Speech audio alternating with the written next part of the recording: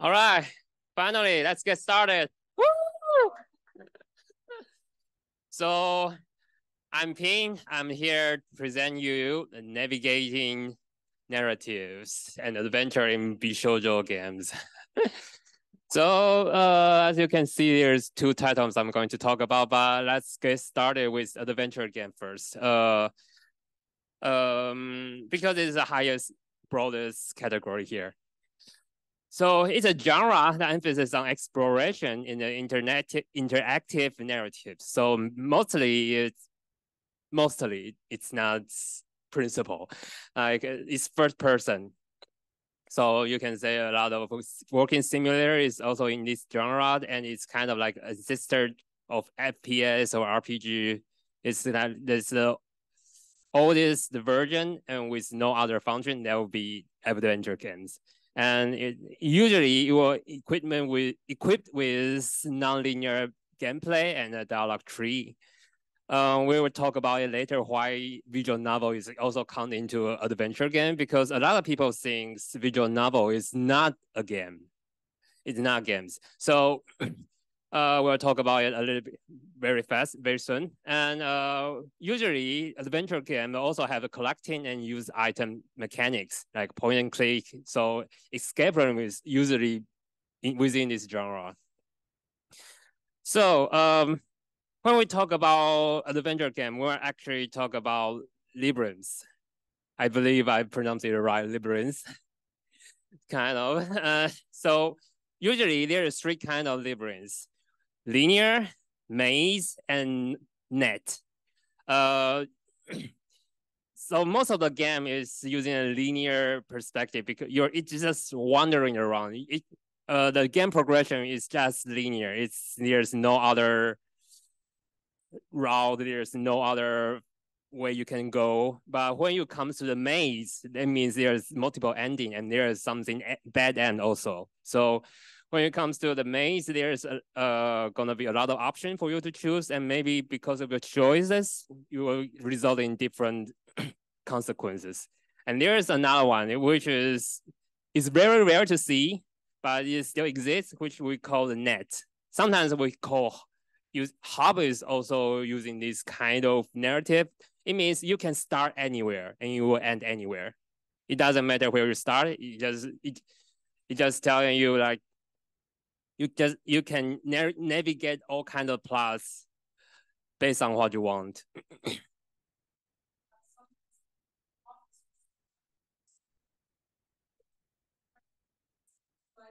choice space means like if you have, then yes. If no, then go here, and then the tree branches. Would you also call that a net? I would call it more like a maze. The reason why is usually a maze, you can say, is a topological labyrinth. So you see the maze, it looks like there's some kind of, there's a path you can go, but there's also some dead end. But if we just look at the relationship, we don't look on the path, we don't look on the wall over there or the physical distance. Actually, it's what we say dialogue tree. We just spreads out down in the end. So only when you see some connection back then, like it connect back to the other branches, then we call that net. And it has to, so you actually these three kind of mates can combine together. Like it's not fixed that you can, this maze is just called maze, that one called linear, or that one called net. But because these three kinds of maze can be combined together. So, and I also appreciate that if you were able to read these books, which is Cybertext by Arthas, I suppose really right. It's a very interesting book, which telling you, giving you a new way to read text more responsively. Like, so even he thinks that even you're reading a novel, even you're turning the page, you are also kind of playing the game. So that's a new way to criticize the digital games. So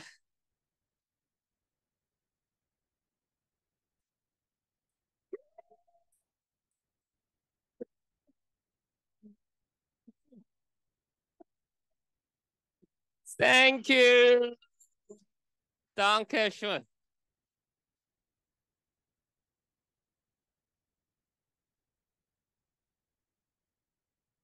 Oh, just in time, just in time.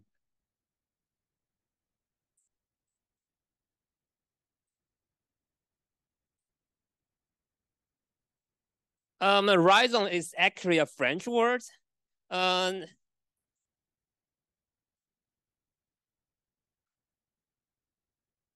It's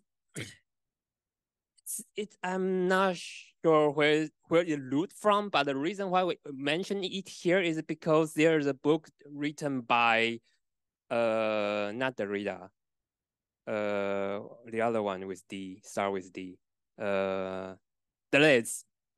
Deleuze, another philosopher, postmodern philosopher. Deleuze, he wrote a post-constructive books. It's kind of I forgot the name. I think it's 1,000 rhizome. Yes, 1,000 rhizome. That's the book, the name of the book. And he wrote that book because you can start from any chapter and you can end with any chapter.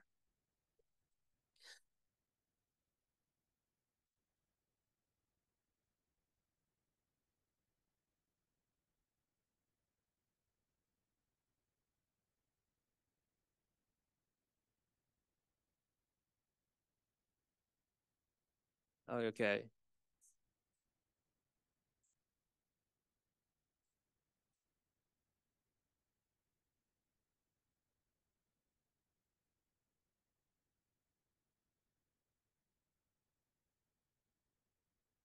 It may be more like a lotus because the root of the lotus just can go anywhere and can make a loop or make it more like a maze. Okay. So let's go back to adventure games loop. Still, I really like OCR, this framework, so let's stick with it. So our the objective is stuck when you're just thrown into this world, you are stuck in this maze, and then your challenge is to find a way out. So you're searching, you're exploring, and the reward, of course, is get a way out. And let's come to our theme. Yes.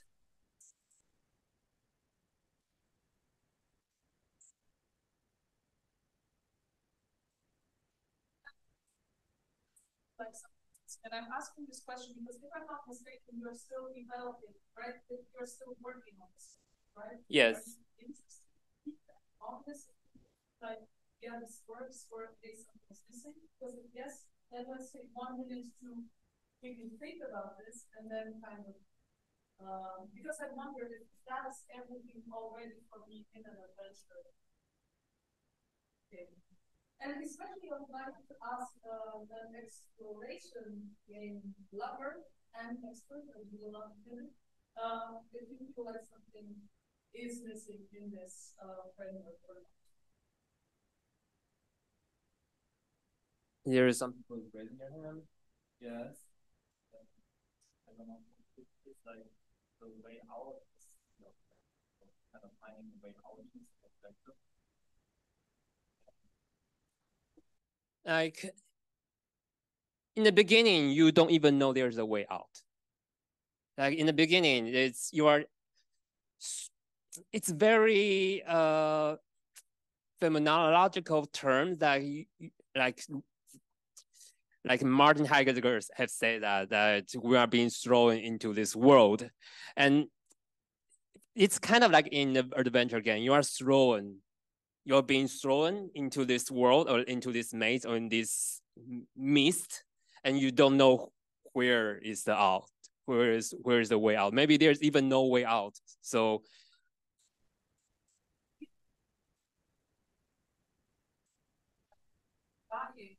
is the way out. I think especially sometimes, trigger warning, but sometimes suicidal thoughts can emerge more to give your mind an alternative when you feel stuck in a situation, just so that your mind does not feel trapped, but just that you feel like I have at least one.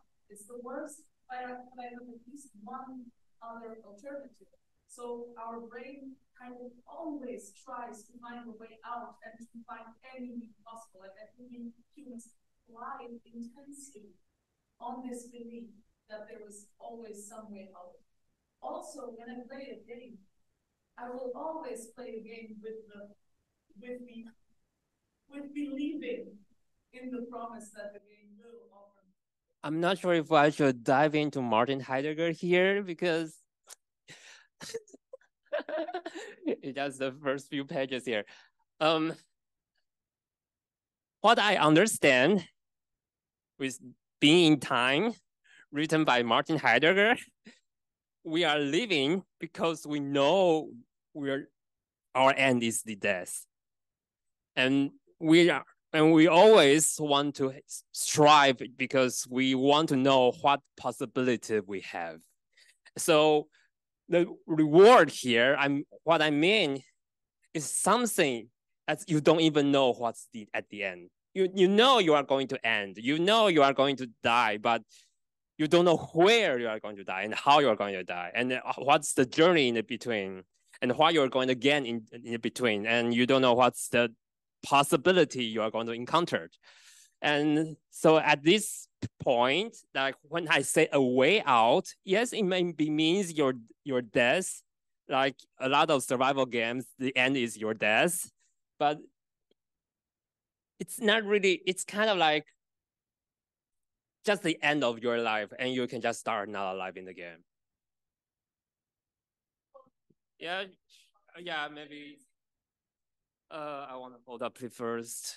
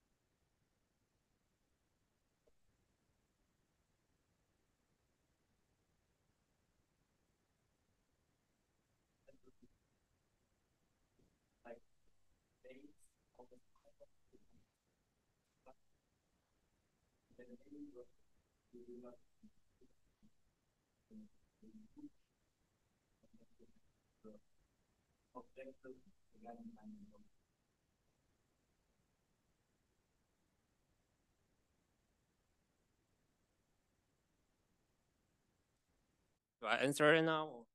Because for me, it's kind of similar because what I believe is like most of the game doesn't really just one maze. Like there's different level and level to level, there's always have the threshold that everybody has to come to this point and then to start another branch out. So it's kind of like there is a trees going, so all the routes spreads out and then being shrink down to one and then it spreads out again. That's what I see the games as levels.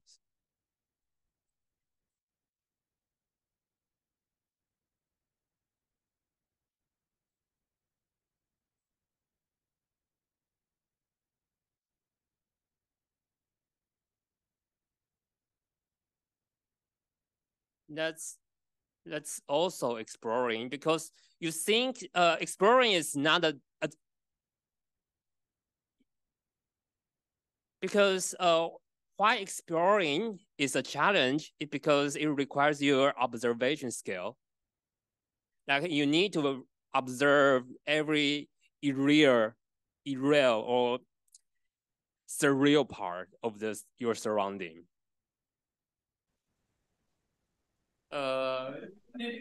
Felix first. All right. There is a paradigm in improv theater that says trying to do this. I'm putting improv theater out there because it is form of play and it is narrated. Like each scene is inherently narrated, and that paradigm says you cannot try to be funny. Like if you try to be funny and you try to sell jokes, it's not going to work.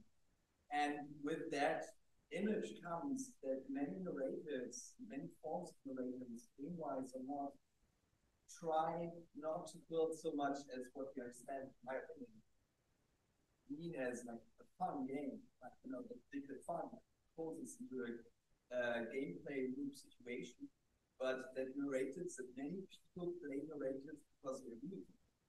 And in my experience, people pick up on different kinds of mazes on their own, right? So a person would start a game, would start a situation, realize that there are a maze and try to solve the maze objectively in the best way. Another person would be there and be like, oh, this is obviously some form of 3-act structure because it's linear narrative, and I'm trying to find fulfillment out of that. So I would say I would warn against just trying to explain it just by gaming. But there's other ways to experience narratives that are very meaningful to people who play narrative games. You want to answer that question, or? I think I want to add to that, because you wrote adventure. Like, I think, first of all, to me, that is very clearly much more of a puzzle game loop, because mazes, in a way, are puzzles. They're navigational puzzles. I think what's really important, and why I went on the narrative tangent, is that most adventure games have the puzzle component on the one hand, but the narrative component on the other hand. Like, if you think about story structures, I think we had it in class. There is, for example, the story structure of the voyage, where you venture out, you do the searching and exploring, you might get stuck in a maze at certain points, and then part of the story is that how you get out, right? And that can be part of the gameplay or part of what makes the movie intriguing or the book. But then you kind of come back, so it has this hero component, a social component to it as well. So if you write adventure there, it feels like you only took the puzzle part of what makes an adventure and ignore the strong narrative and kind of social reward aspect of it. Just as a, so I would make it more clear. I think adventure is higher up, and this loop is a more specific part that is used in adventures, but it's not everything. Also, logically, stuck in a maze is an obstacle. It's the obstacle. It's not the objective. And I'm 100% agree with the audience that they want to put a way out as the objective, because the objective is what you should do. Otherwise, you will just rot and die. The objective cannot be stuck in a maze. That's illogical in comparison to that maze, that any maze is too strong to get out. So just make sure that you have objective and obstacle. For me, it's like a sword. A sword has a two sides of a blade. So it's like a paper has a back and has a front. So stuck in a maze and the way out is actually the same thing. It just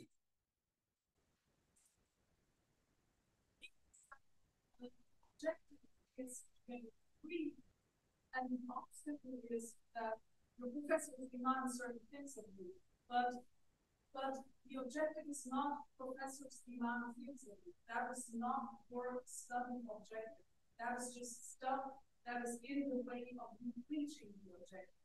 So being stuck right in a maze, or however, being stuck is an obstacle to an objective where the objective is to not be stuck. I see now.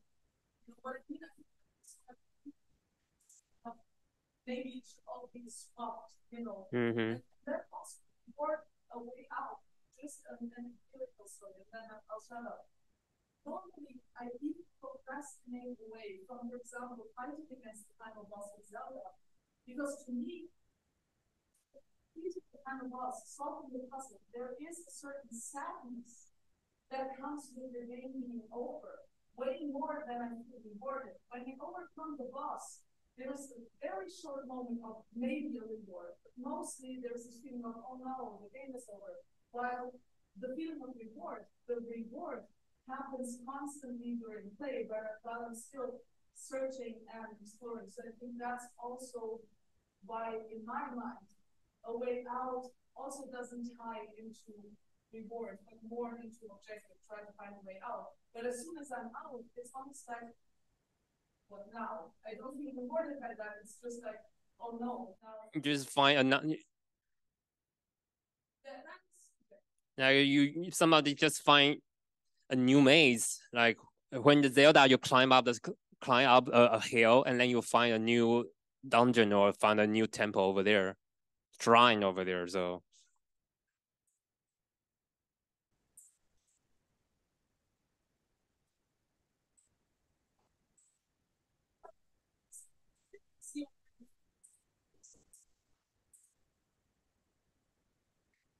Seeking. That's part. But okay, that is. Yes.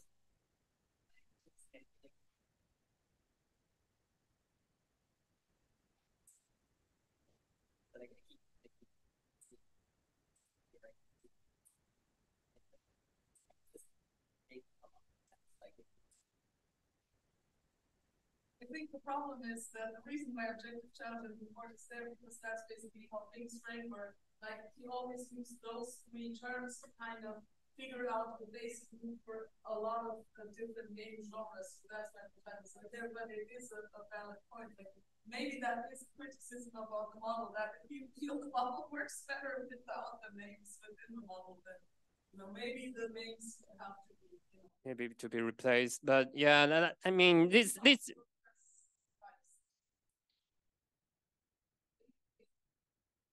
precisely specify.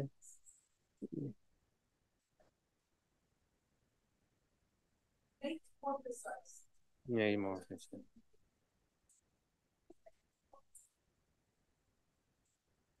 And I want to come back to the physics. For Arces says in this book that he treat the text like a machine. What it means is check the text like a system which is needed to generate meaning by both the medium, the reader, and what do we call the sign, which is the word itself. So the sign, of course, is designed by the creator, but the structure and with the medium, which is the book or the paper or the digital panel, and yourself, we're only within this kind of. It's not a. It's a structure. It's not a loop. It's kind of like a system that combined with these three elements, and we can generate meanings from it.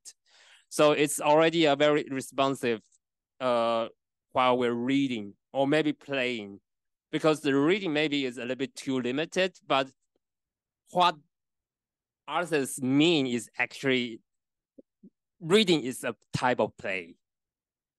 So so when we're reading a novel, it's kind of also playing the game. It's at least that's what I know so far for him, because I haven't finished the book yet, and that's what I get in for now.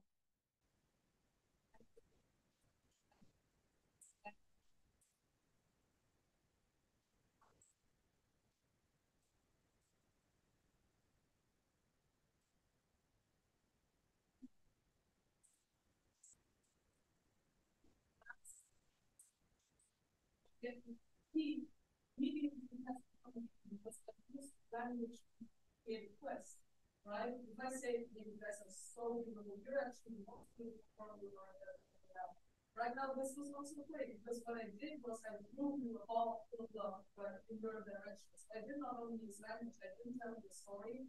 I did gameplay in a certain way, and you can choose to. Thank you, Laura.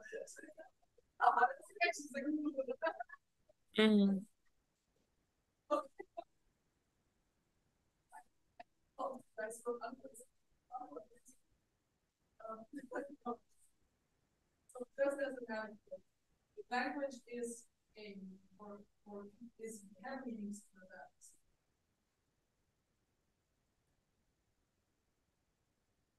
Fair? Fair. So in subtext, how said it's like the line that's like most of the meaning is it used to be a different paradigm for it. And now that we have cybertexts, we suddenly get to see that we are actually cybertext readers, and that we read that it's as if we play through a story, and that has always been the case, but we didn't know it yet, right? And from my experience, the cool part is so many people adhere to that linear paradigm. They will play a game that's super game-like, right? And they will, in their mind, create a linear story and read the story as if it were not such a, right? Although it is one. That's kind of a traditional perspective of reading the text. When we're talking about non-linear, or when we talk about cybertext, we're actually talking about a path we didn't take. So we know there are some paths we didn't take. So that's why we call it non-linear. If there is no path we didn't take, then it's linear. That's amazing about fan fiction. People those people immediately understood that no story is ever linear because it's our brain that allows us to branch off at any point. And this emerges, I mean, this is not a new phenomenon. I think there was Shakespeare, I think there was somewhere there's an artifact of Shakespeare method with different endings to the story, because of course, I mean, people hear the story and then the first thing that happens is a self-insert where, of course, the main character, the love interest becomes the character himself instead of the boring other character, something like that. I think it happens pretty naturally. There is an example written in this book. I didn't put in my presentation, but it says that in Egypt, there's a lot of labyrinths, which in a pyramid or in some constructor, and on the wall, they will draw a lot of diagrams, right? And that's actually letters. And those letters will become a story. And the way you walk into this labyrinth is actually reading the text. And because the different paths you took, it will show us you different story. Like, choose your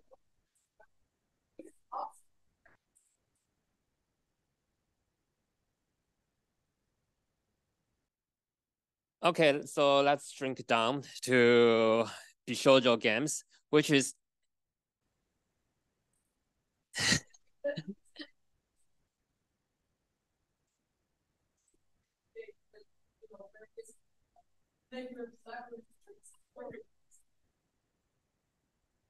it's really medium based, because the digital medium, you have a 2D that you can use.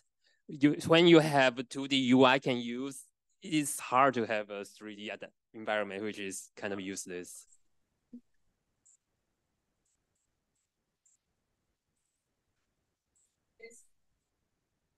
That's the question, which storytelling team is the most dangerous in your own life, and whenever you dive into this, you dive into. Yeah, so that's the reason why the book want to express that a maze or a labyrinth is actually an adventure game. So of course, Bishōjo game, or we say a girl game or girl game, is one of labyrinths too. And it's a game which is centered on interaction with attractive anime girls, of course. But there is also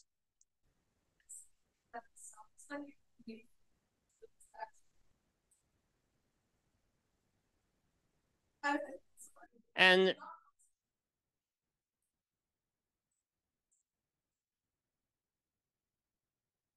there is another type of game which is under its genre, which we call otome. Otome, which means made for girl.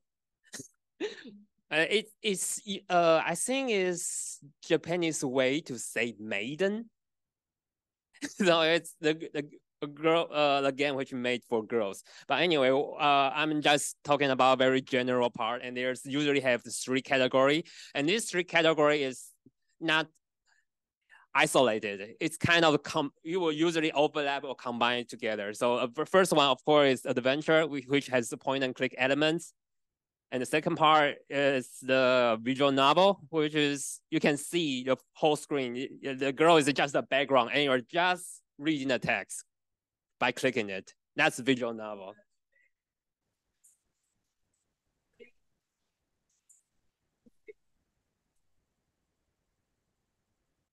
And when we talk about dating themes, it's actually an advanced version, or maybe adding some RPG elements into it. So it has points you need to gather, you need to grow up yourself.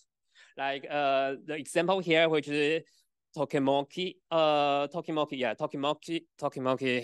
Memorial. This game, you as the protagonist, you have to learn a lot. You have to learn to do art. You have to learn to do sport. You have to learn to do math or do some writings to be more attractive. So, or to talk to a girl, because some girls has a higher level of knowledge base. So you have to match her knowledge base to talk to her. So in a dating sim, it's actually a lot harder. I mean, more complicated with because there's more elements being added into this genre. So basically, in the general Bishōjo game loop, it's like, of course, you're going to find a girl to talk to, and if we ignore the dating sim part, we just talk about the visual novel, then we'll just goes into chat minigame, which is you are going to chat with a girl or a boy. It depends what kind of games you're playing, but generally, visual game is the minigame that you talk to a girl or a boy and to see what's their interaction. And you have to respond to that interaction to find other words to talk to him or her. So the reward is a kind of certain costumes coming out to see what's going on and then what's going to happen and see what's the next. And then maybe you find another girl or you still stick with this girl, but it depends on the time. And a challenge it when you come into the dating things, and then there will be a time management. Like you have to find a specific time, a specific place to find that girl. Otherwise, you are not going to meet her, and then you're not going to have a chat minigame.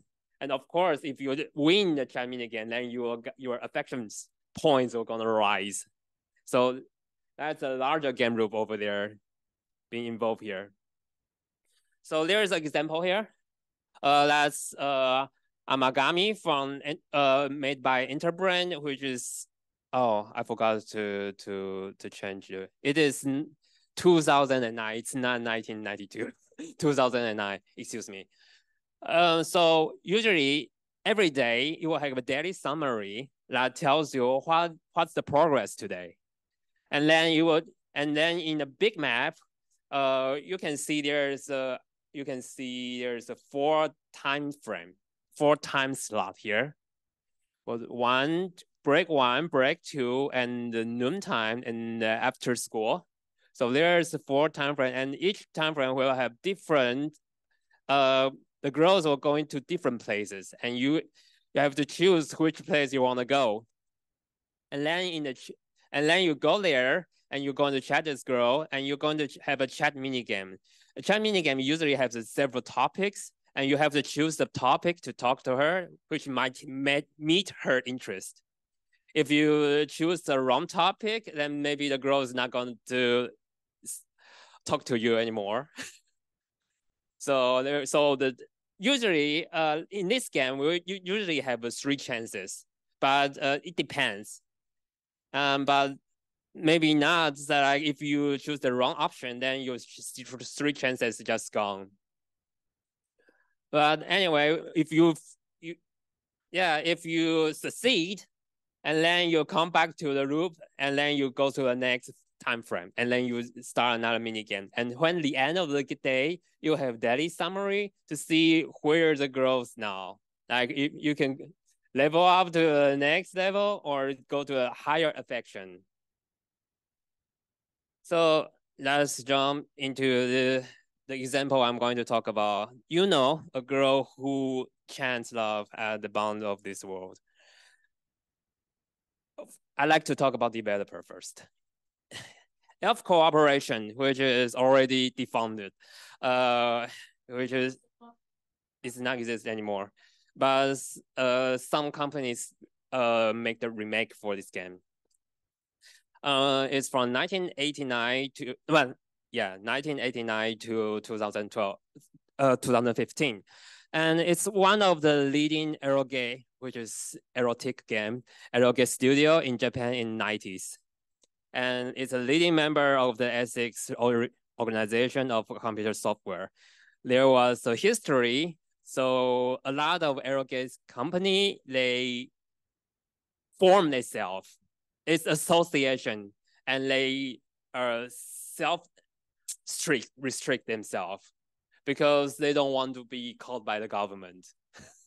So they label that 18s, no party above 18, below 18 can buy this game. So that's kind of the labeling system start to merge in Japan back in 90s.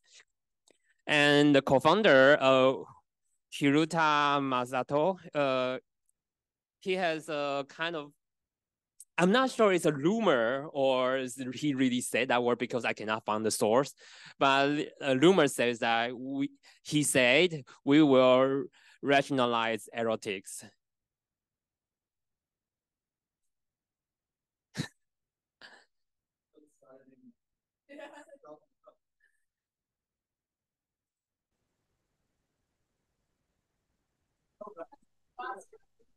Rational erotic interaction. I'm not sure if I ever had that in my life.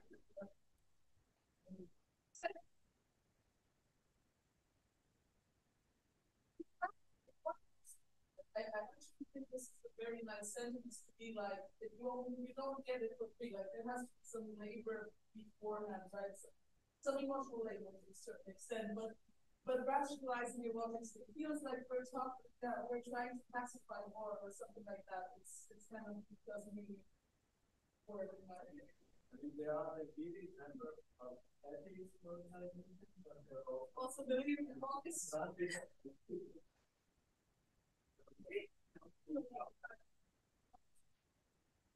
Yes, and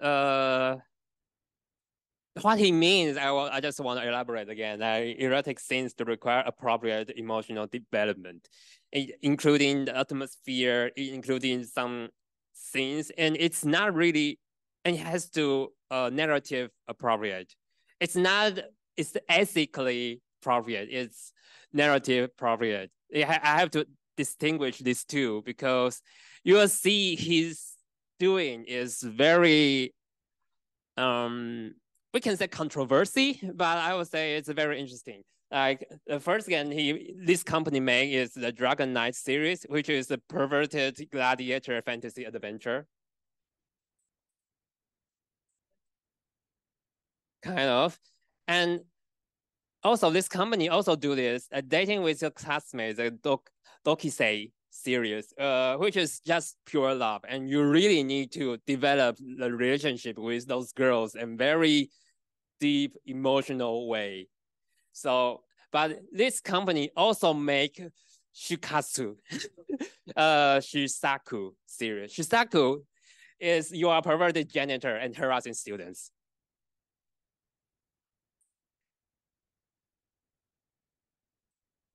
It just make it above 18.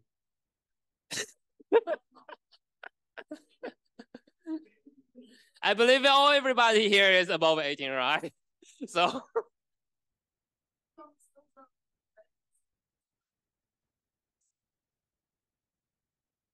yes, they are the founder.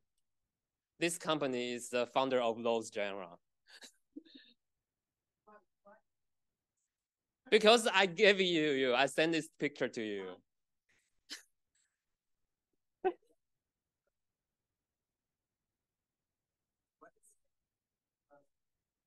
Okay, VN stands for visual novel. AVG means adventure game, and SLG means simulation.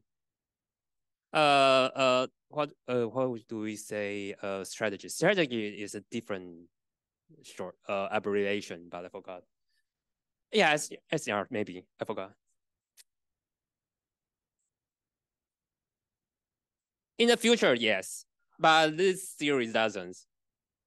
So there's, of course, the series will involve more and more.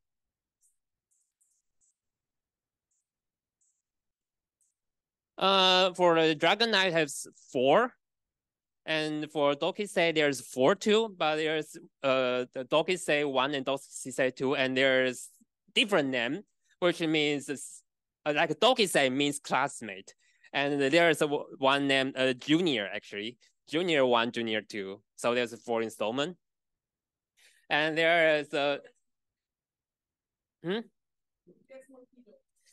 Not really, because if you really look into the game, there's always mature women. Like you can, like it's not really dating the classmate. If you play the game, there's if there's 10 girls over there, there's 5 girls are mature, and which is like your like as old as your mother, like 40 years old already.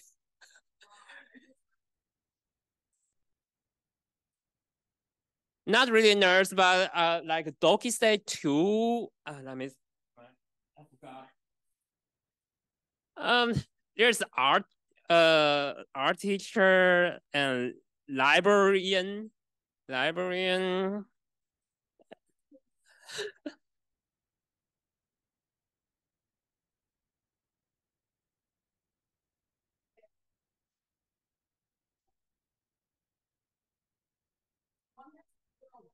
Like like in Japan,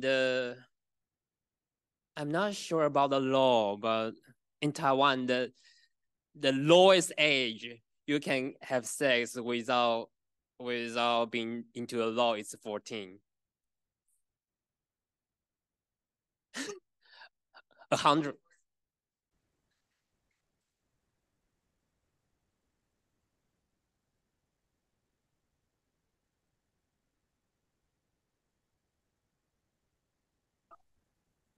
Yes, but yes, in Taiwan is both under 18, it will be 14.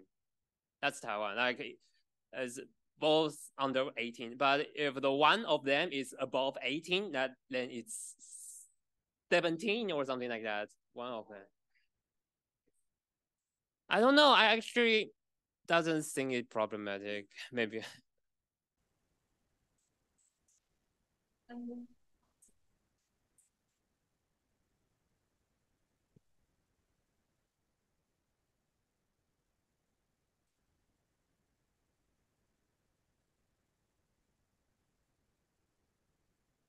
Like like high school student have their liberty to do this kind of things. So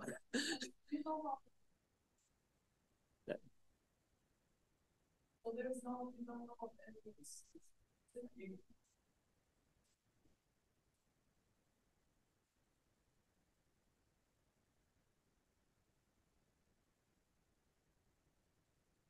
like right now Taiwan is trying to lower the ages who can vote. Like it used to be 20 and then one lower to 18, and then also a lot of responsibility comes to 18s.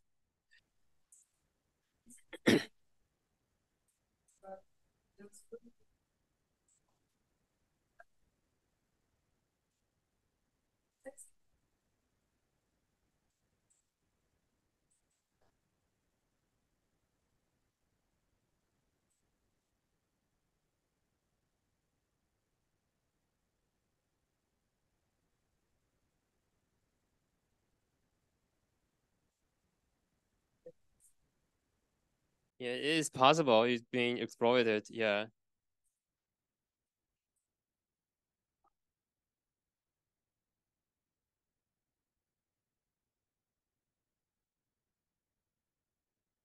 Yeah, you're gonna be arrested as well. So anyway, what I'm trying to say is this game exists. And I want to talk about the team who made Uno. In total, there will be 1, 2, 9, 11, 15, 20. Okay, the development is 20 and voiceover 22. So there's 40 people, above 40 people in this team. So at that time, it's a very large group. That's a lot of people working on this game. And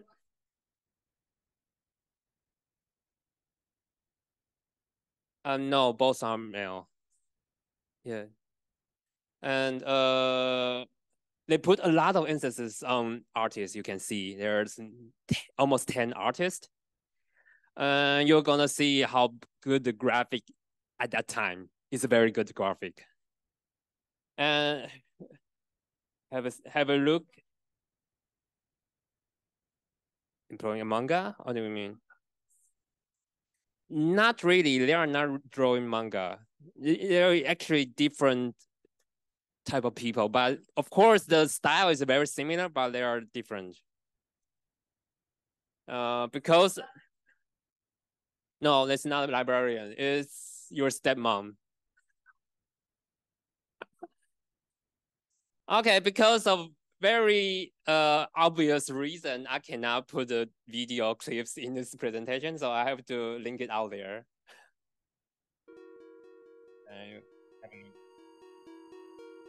It's fine. It'll be fine.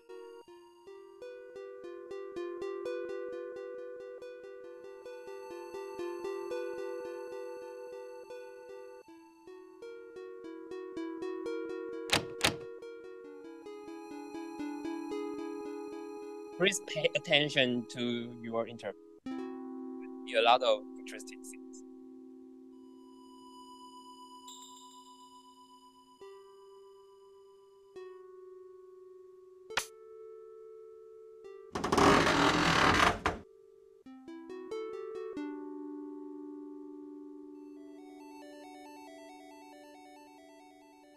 Just dark.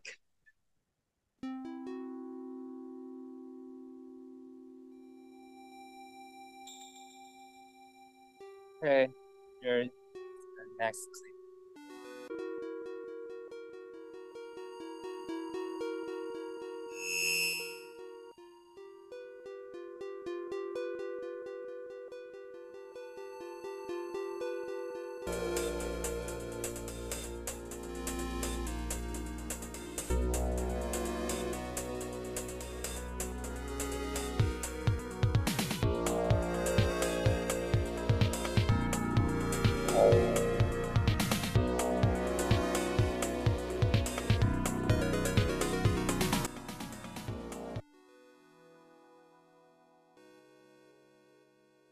Yes. Now he back to the place. Now he back to the place where he placed the jewel. So as you can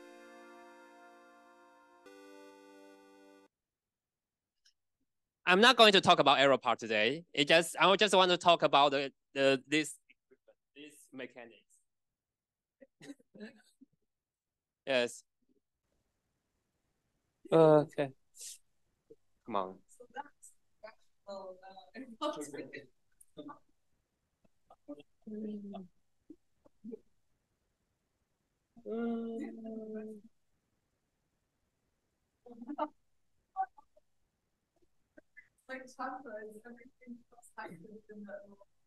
Okay, so what's the theme of this story? It's actually talk about what is history. So I just briefly talk about the beginning. One night, Takuya, the main protagonist, received a package from his archaeologist father, who has been missing for months. And driven by this curiosity, he opens the package and inherits this reflector device from him. He has no idea what his life is going to be forever. Maybe have a deeper look to this device. You can see there's a 8 hole over there, and there's 2 jewels already on it, and there's a big jewel on the side. And we're going to explain later what it's going about, but we're talking about the character first. Takuya, a high school student whose father has been declared dead after months of disappearance. So he's the one who act jerky in this game, and here is his victim. Eriko is his homeroom teacher, and of course a school nurse, and her clothes test is way avant-garde and ahead of their time. And it has a reason. It has a narrative reason why she dressed like that.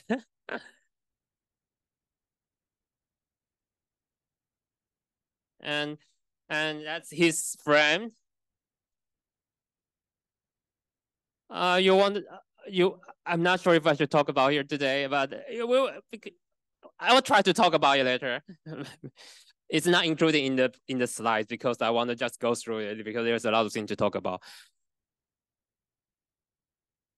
Okay, I forgot these things to tell you. There's two versions of this game. One is made in 1996, and one is made in 2010. It is a remake version. 2010? No, 2017. Excuse me, 2017. Not yes, by another company. Yes. So there's you can play on Steam, and it's for all ages. The new version is for all ages. They remove all the erotic content.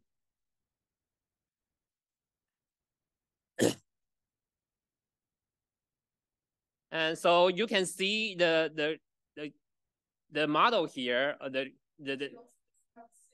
Yes, like the old version has a secrets and manner is very bad, but the new version they kind of moderate it. And this is just a new interpretation of this guy, Yuki. The reason why I put a friend name here is because that's how the game named him. But actually, it is it's his family name. Like to eliminate all the misunderstanding. Here, when I talk about Japanese game, the name in the front is the family name. So there is a comma here. Once you see the comma, it means it is the family name. And yeah, you can say Eriko Sensei. So Sensei is teacher. So it's like a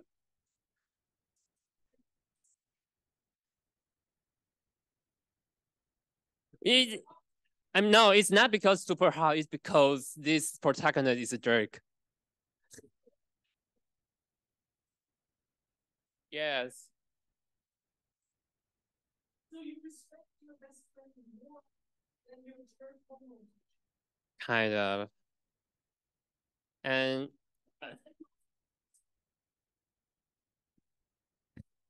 it's his classmate, and it's not really respect. Like it's not because of the respectness. It's not depends on respectness. It depends on your closeness. Like you want to have some equal relationship. So it's not like the higher authority you're talking to, but someone you want to have an equal relationship. It just means that actually. So still, even you're talking about me or you're talking about your first name still, but you still can have some like Mio-kun or Mio-jang or something like that to mean difference, has different meanings. But anyway, here I just want to talk about yes, his classmate. When every name I have labeled have a pink underground, it means background means it's the character you can how do you mean interact. It's not really interact. Is you can develop relationship with her. Yes, that's a better word.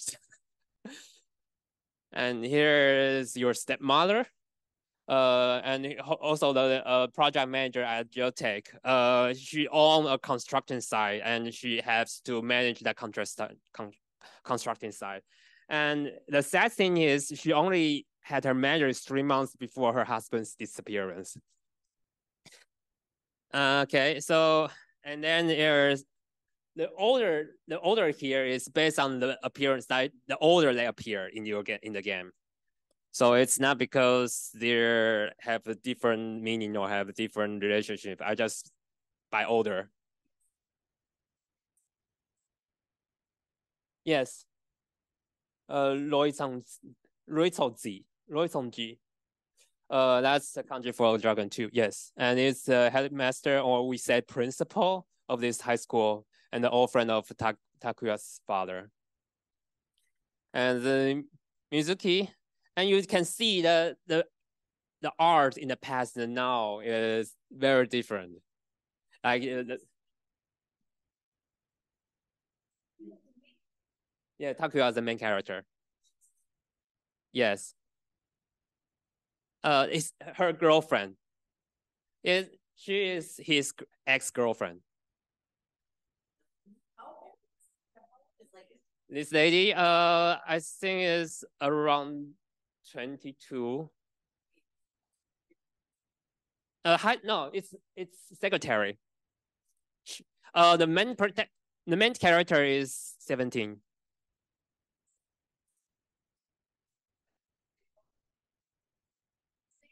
No, just a month before this event.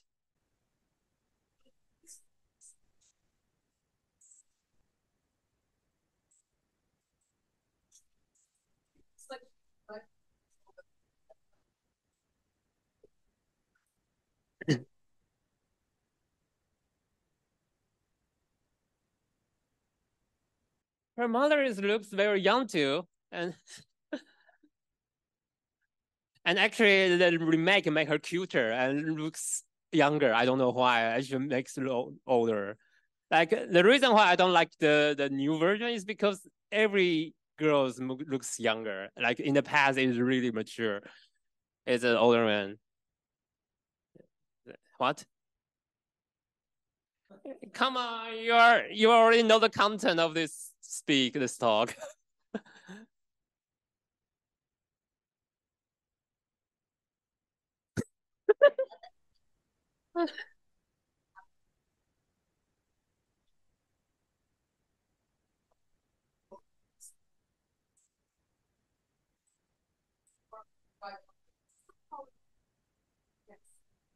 But he's the premise that he's home that character like is inside of the game, even though I disagree that she would be the ex-girlfriend. But what the premise is that he really thinks that they took a competent looking female and made her into an absolutely incompetent looking flimsy person that should not have that job, never had that job, and never have to do with that character. Yeah, that's like she Okay, there's another classmate who is a mysterious transfer student named Kana. I mean, she's already 500 years old, actually.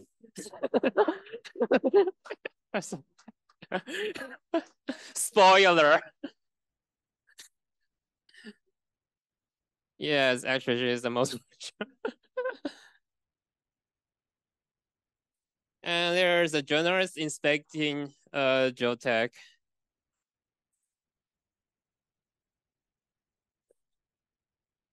I mean, when you buy an aerogate, yes, underboob. That's underboob. No, it's not. That's bumblebee. Yeah.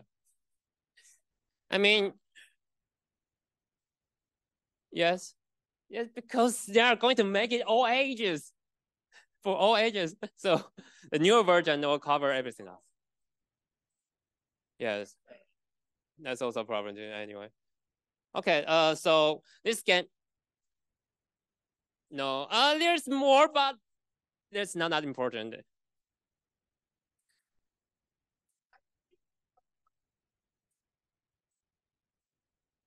Yes. So Actually, in the first 2 hours, it depends your reading speed. Like it could be 1 hour or 2 hours, depends.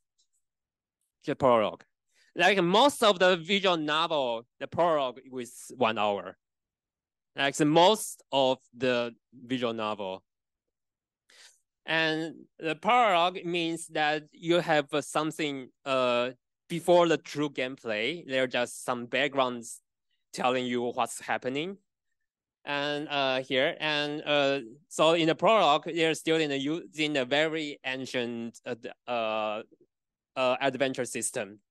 However, in the second part, which we call a ADMS section, they're going to it's going to be a 20 hours gameplay with guide. If you don't have a guide, it's going to be 40 hours or even 50 hours. Because you can see the route is very complicated. And of course, there's the last part when you finish this game and everything, and you collect all the jewels, you're able to go into this part, and it's mind-blowing part. Like it explained everything, but it also fuck out everything. Okay, so the auto diverge mapping system. This game is the last game with this system, and what the player is doing is every decision you make will diverge into different storyline. And with every storyline, you can save your progress by pointing at a jewel. And at first, you only have two jewels to use. And you have to reserve one jewel if you want to point it back. So at first, you can only place one jewel at a time until you are able to collect more jewels. Then you can use it to turn back to time. So with this system, it actually transforms a maze into a net. So, yes.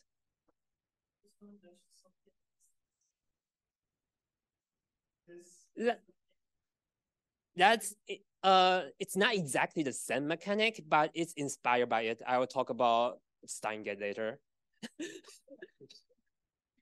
So maybe not too much, but so anyway, so in this system, it's very clever because back then the memory isn't a lot. So what they do is one save file, you can have 8 saves, at most 8 saves with it. And if you are using all of your jewel and you are not able to go back and you are stuck, you still have the biggest button you can press, and you will just directly send you to the front, the very beginning. So that's the big jewel works for here. So this game actually, you see there's a lot of branches, but actually it seems like a lot of branches, but because of the mechanics adding here, it makes every line can be connected together. And why is doing this one? Just giving a flashback, telling you some reminder. What is it doing here? Because at the end of the round, there's always have some key items you can obtain, and only with the key item you can unlock the other route.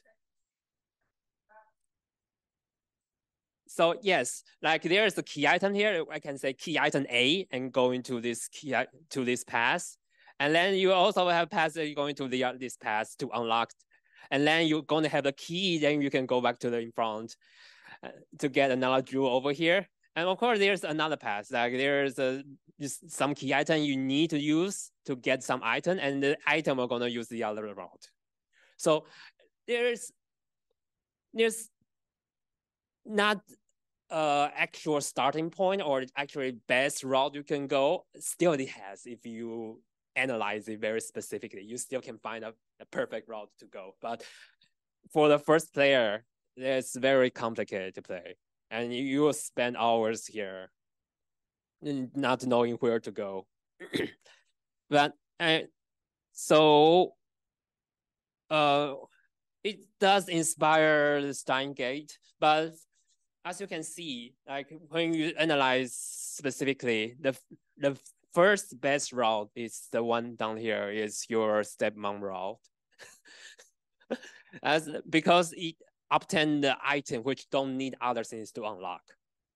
Then that's the first item you can get, and then you can with this item, then you can unlock the things to get another item here, and then to get another one things here. So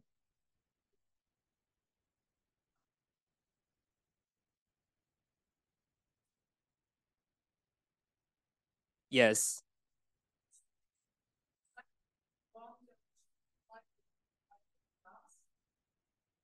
Kind of. Yes. So that's why collecting the jewel is very important, because then you can, because if you go to a different route and you don't know how to go, and because you are wrong, what happened now? Then you save it with the jewel, and then you play another route, and then you just click on the jewel, and then you go back to there. Now the end, those both ends are connected together.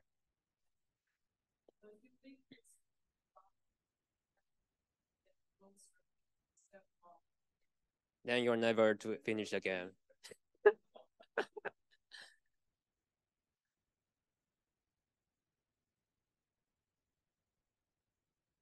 And there's a problem, like as what we said, people, a lot of players are stuck in this place a lot.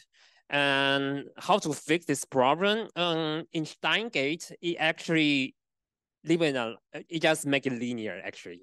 Like it doesn't allows you to go to the other route unless you finish the first route, and then you will just go one lane and one story next and one route next. It just route by route going given to you, so you don't have to explore to some other wrong route.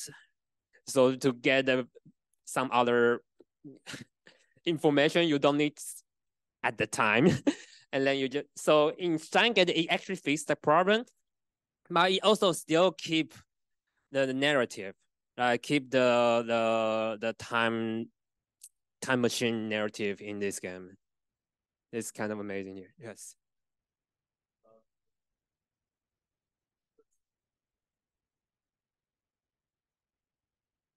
Yes, the remake keep the system.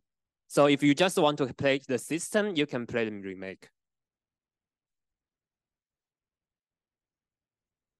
Financially, what do? I actually not sure. I didn't check that up. Excuse me. It's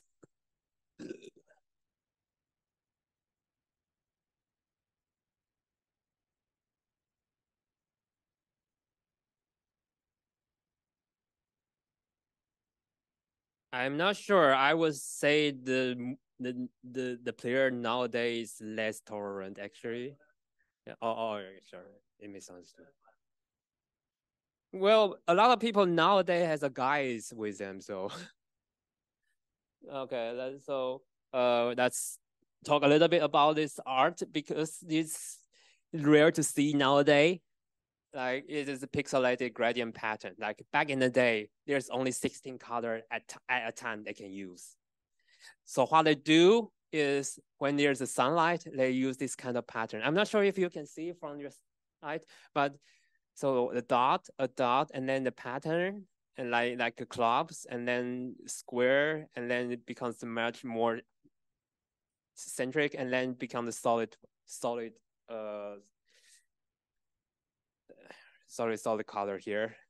So it happens everywhere. So the artist really doing the hard work of there, because back then there's no software to help them to do it.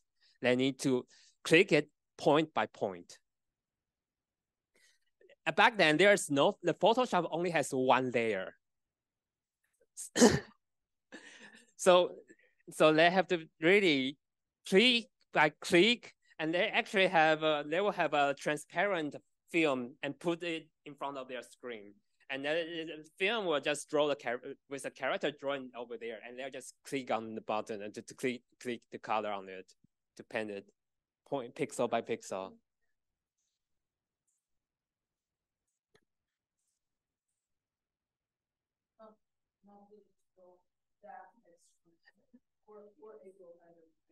Yeah, they have 10 artists in this game. we're going to see another game which without 10 artists only have 3 artists. The other game only has 3 artists, and we can see what they have achieved.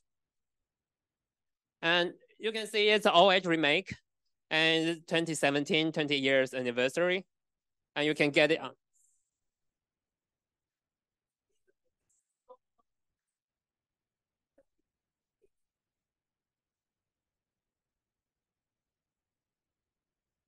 So in the new version, there's 2 more jewels you can collect, so which makes it a lot easier. And more is you also have a regular save file.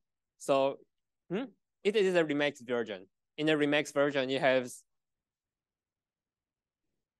yeah, the one on the Steam. And the new version also tells you where you can click on. The old version has no this pinpoint. You have to click randomly. You don't know where to click at to see how to program. Yeah, pixel homes. Like you don't know which exactly little tiny pixel you have to click on.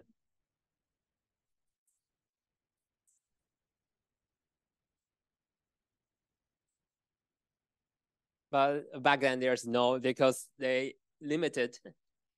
There's only have 16 color, So, but nowadays they can just give you a pinpoint, and then you can just use your controller to click on that part. And of course, the system is preserved, so you can see, and there's a lot of more new information. Like it tells you the date and it tells you the coordinate. Yes, yours are in the Yumi rule. I wrote. So it also tells you like how many paths you already clear.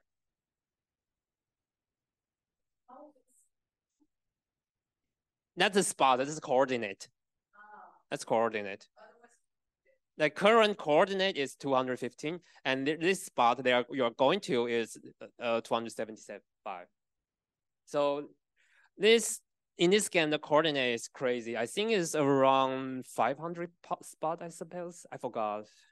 So that's a lot of coordinate there because they want to make sure every action you made has a spot to go. And just compare the art. On the right is the new art, on the left is the old. And you can see the old art is a lot darker and more scarier in my sense. And yes, the art on the right looks a lot better, like for the modern standard. But yes, yeah, it's modernized, but it looks.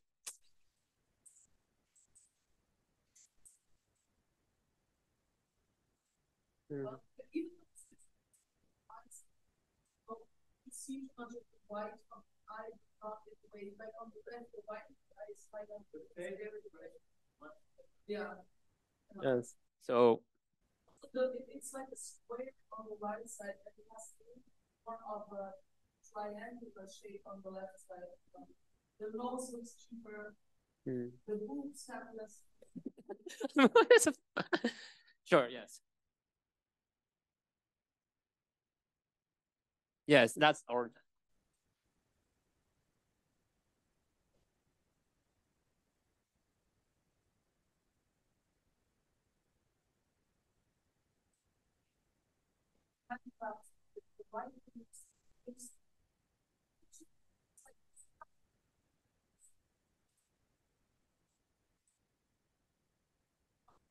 Looks exactly like the person deliberately plays every Japanese movies.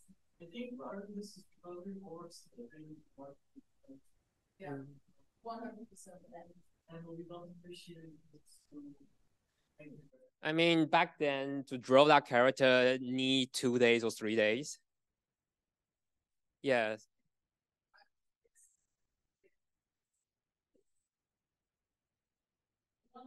The one on the left might take 2 or 3 days and like overwork. I'm not sure actually, but this shot. And you have to know that this shot is actually what we call fish eye. This is actually a fish eye shot, but you cannot really see because I cropped that out. But the other part is actually non-straight line. It's actually curvy because they want to express it as more intensive with the fish eye view.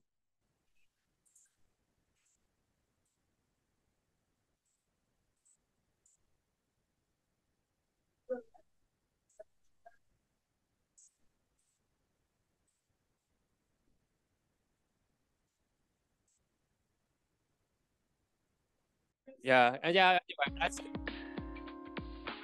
That's the last page. So are we going to have a break or we're just going on? You can continue. What time is it now?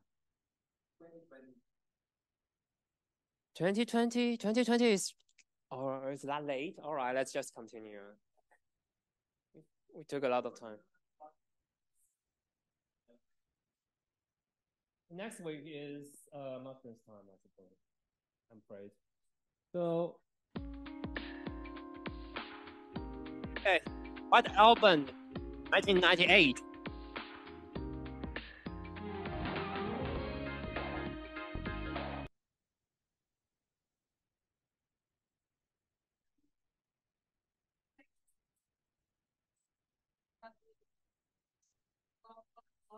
No, because you weren't thinking about like this could be I mean, I can continue. We can have a 10 minutes break so far because the left will take a half hour. The rest.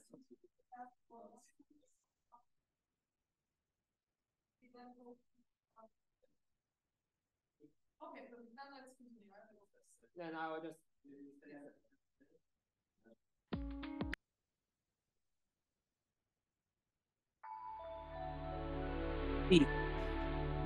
From 1995. Now it has already transferred itself to all age game company. All age game, for all ages. Yeah, arrogant anymore. Back then, back in the 2000s, Leaf and Key and Moon Type are the triforce of the visual novel. If you don't know what is Type Moon is the one who wrote Fate's Day Night. And the Key is the one who wrote Clarinet. Maybe Fate's Day Night is much more famous, but these three are very, very influential back in the 2000s. And the co-founder, Naoya, Shimokawa Naoya, is actually a musician. He's not a game designer. So he just want to create games because he wants to show off his music. So his game is very focusing on music composition and narratives. And so in this company, it has adult game which published on the Leaves, and it has a mother company or a parent company which called Aqua Plus, which is for all games.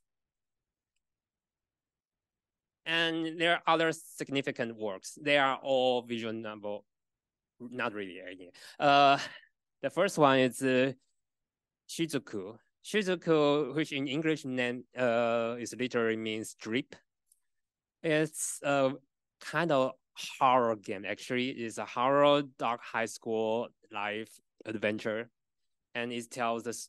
I haven't played this game yet, so I'm not sure what this game about. But based on the visual and the content, what I see is about a very dark story. And then there's a casual high school romance game, which is named Too Hard. Too Hard story has another Too Hard to it. It's 2 installment. And it is actually the sequel of the Shizuku Drips. And it's purely a visual novel. And based on your choices, you are developing your relationship with your lovable girls. And I want to say that this company really don't know how to do the sex scene. I think the all-age version is better. Personal opinion. All-age version.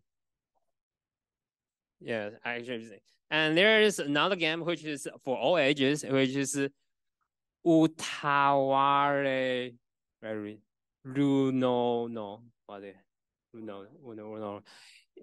It means it literally means sing who is singing the song.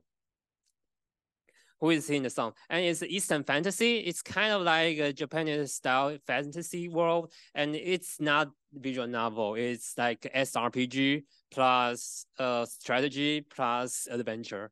So there is new combination. That's the game they are working right now. It's not out yet. That's the reason why they're still ongoing. And let's come back to the team which make this quad album. Two screenwriter, Harada Uoda, and one assistant. And the character design is Kawata Hisashi. And there's only 3 artists, including him.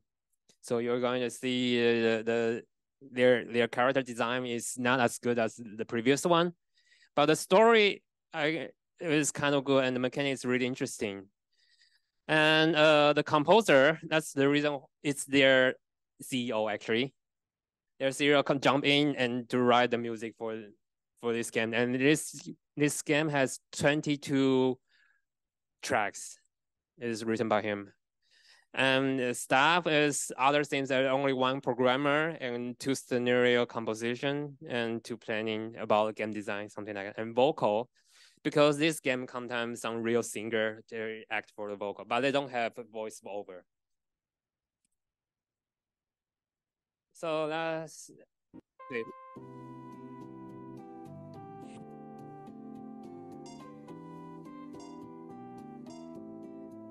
There's only 5 steps.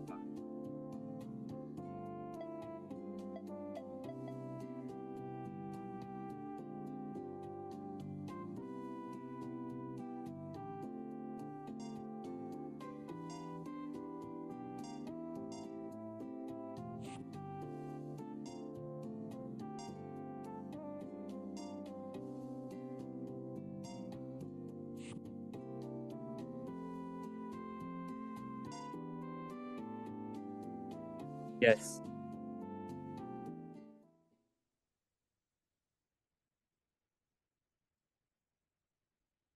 It's not really test. Let's just move on to see what's going on here.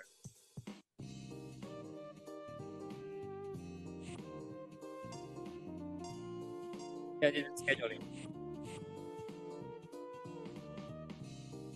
Yeah, because this game is very hard. I will explain why it's very hard. Okay, on 15, he didn't need it. The class, but he didn't. It's a stamina. Stamina. The stamina of the character. Okay, on 16. Okay, he is going to work at coffee shop.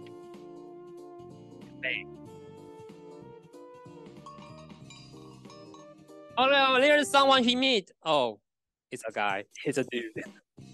There's a dude. Yeah, he's interesting. He's actually the voice of the developer. When you ask him something, he's actually kind of representing what the developer is thinking. So he will talk to you how he create, how he compose music, how he write the lyrics, kind of.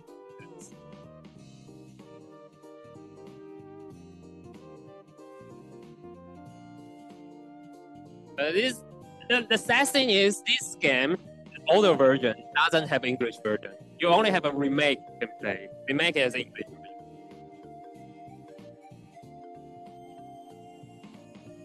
Okay. I think that's come on. Okay, let's start with the theme. Are you alright? Are you good?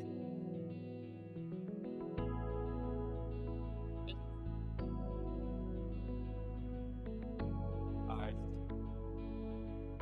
Okay. Estrangement and loneliness. Estranged, or we say estrangement, is actually a novel written by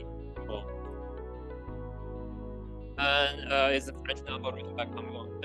What it's talking about is it's not really out of the place, but you're still living in the place, but you are feeling your soul is out of your body. Like you are kind of separate to each other. Yes, you are communicating with them, but you are kind of having with them, and you really don't know what's your situation and what you should do. It's very existentialism idea, modern day. And so, the story is actually about new semester team and the protagonist, which then Oya, finally found an apartment and he can move out from it. And however, his girlfriend also gets a contract with a thriving idol agency, so he will be very busy and don't have time to spend with you. So how are you going to spend your winter? Okay. Let's talk about your character. Every character has their music, and usually this music is like the background all the time.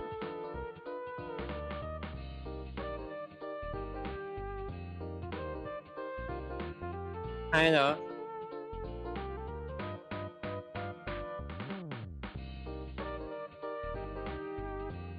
Yeah. But you don't have a his face. Because it's supposed to present you first person, so you're supposed to present you. So we try to as his girlfriend currently ongoing. It's really hard to meet. His girlfriend, parent of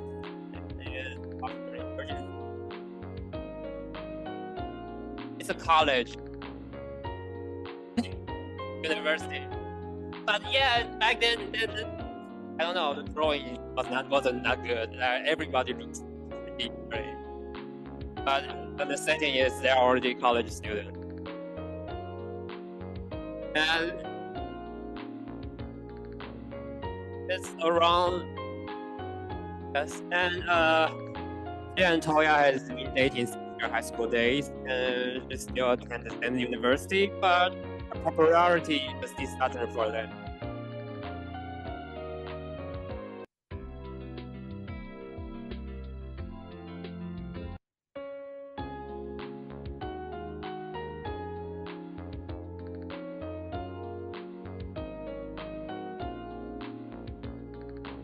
They have it's romance, but not really intimate. They hold, they hug, but they don't. That. Okay, that's the next one is Toya's childhood friends since kindergarten. And they went to the same elementary school, middle school, high school, and even university together, but friends is remained friends. Ever since the accident that took her brother's life, she cut her hair off and became and sluggish. So she has a story behind waiting for you. And that's his friend. Toya's and Yuki's classmates who likes Misaki. Misaki, we will talk about Misaki later. And he doesn't dare to date her. No, he's new. That's drawing. Like that. Yes. He hides his feelings so deeply that no one accepts Toya doing it. Like it's play on casual. It's not his song, it's just to have a song.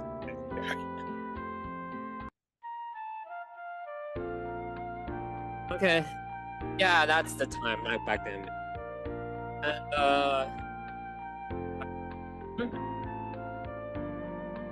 yes.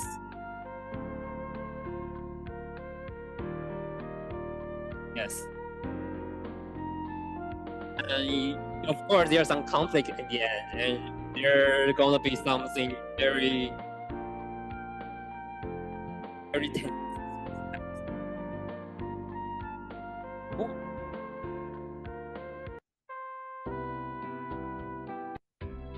Yuki is his girlfriend.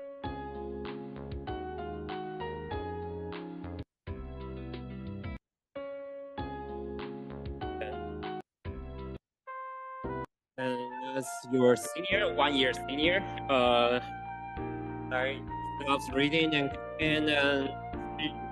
she's very modest, and she's kind to everyone and loved by everyone. Okay? And she had a very good relationship with Yuki, and kind of like his older sisters. And there's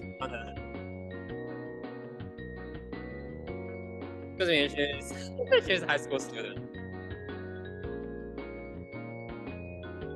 Yeah, as you can see, like she's very moody, hostile, and aggressive around her because everybody treats her like a. Yes. For her childish appearance, she is a high school student. Everybody see.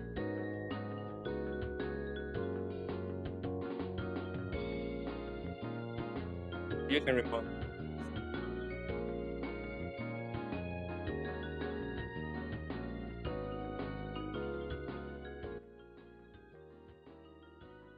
Yeah, that's kind of true. Like they want to keep. I mean, it's kind of a strategy because they want to achieve the same. But every character has their own character.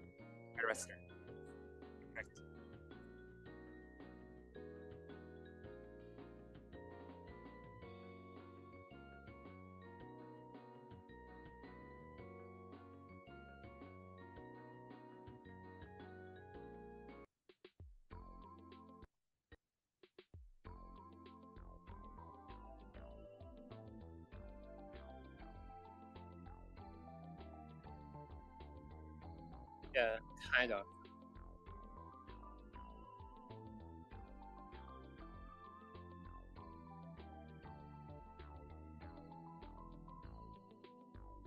Okay. The manager, Yayoi. She's always by Yuki's side, but she's like a robot, like a machine. Like she really has minded. She wants you to be away from her, like from Yuki, because she thinks your existence will harm her career. So she is the one who will always interfere your relationship with. And you can remove it, but it's not really just because you want you to not interfere her. So I'm not sure. And okay, Rina is Yuki's competitor, and they are in the same idol agency. She's been idol for a long time, and she has a very unwavering reputation and strong determination.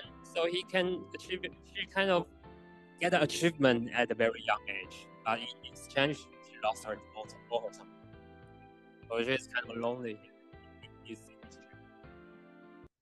And that's his brother, the boss of the idol agency. He is Rena's elder brother and has a talent and is tricks to share. It's very interesting to talk to him, actually. Yes, because her brother Iggy is very talented. He just want to make her sister become the idol. So sometimes we say the sister con, something like immortal con, something like that. But he says he want her sister to strive like idol, and he found this company. So the reason why he recruit Yuki to this company because he want to Rina has a competitor, so he can grow more. She can grow more, much more. Yes. So let's come back to the game rule.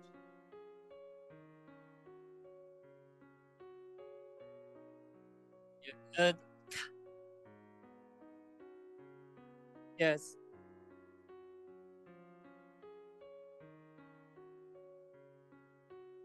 I mean, he is kind of protagonist. Of course, he is kind of like a final boss, but it really depends on your choice.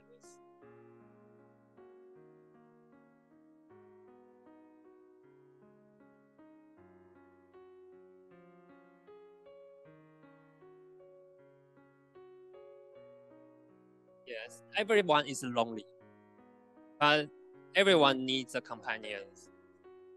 But yeah, there's a brand.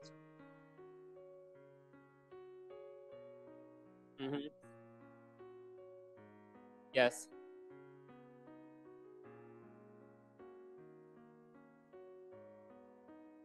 Yes. Yes.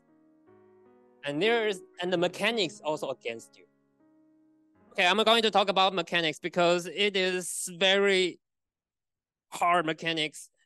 Like every week, beginning of the week, you can plan your days. Like you can plan your 7 days where you are going to. You can go to the TV station, trying to meet her over there by walking there. On an assistant over there, assistant director. That's what we say. And also, you can go to a cafe because your girlfriend also like to go to cafe. But sometimes it's not always the one you want to meet. And you can also go to the uni because sometimes your girlfriend is going to uni too, but sometimes not. And you also go, and there's a lot of other students you want to meet. Yes, it's 1998. Yeah, they don't. Yes, this mechanic will not work in the day nowadays, but back then it will. And so, or you can have a rest because you have stamina. You have to take a rest. If you don't take a rest, then you're gonna have a whole day off. So you kind of lose a day if you didn't check your stamina. And girls have their preferred place to show up, but you can only meet them by chance. Everything is random. You go to there, it doesn't mean you can meet there. Yes.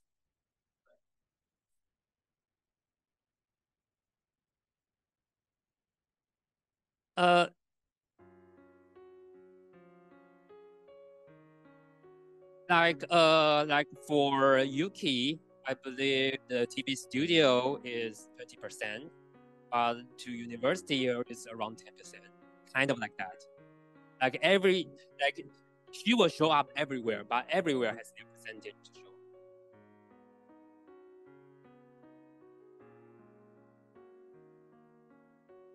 Yes. Yeah, it's unfair. Like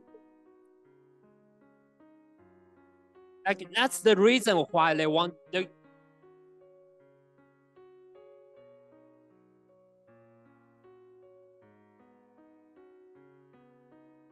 But you might meet somebody else. Like so. Yeah. Yeah, that's why you are a doctor now. Okay, and there's a chat minigame. When you go in, there's a chat minigame. Usually, you can choose to approach the encounter or not, but sometimes not. Like if you walk in a cafe, meet someone, they just go straight to you. You have no choice to avoid this conversation. But sometimes, if you go outside or you are in the university, you usually have a chance. If you want, every encounter will plus 1 action points, no matter your choice.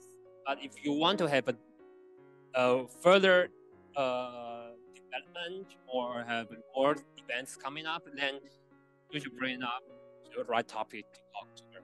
Like version they will have 8 topics to talk, but sometimes it's locked.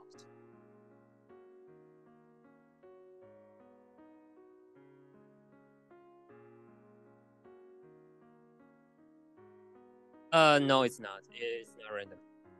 Like, yes.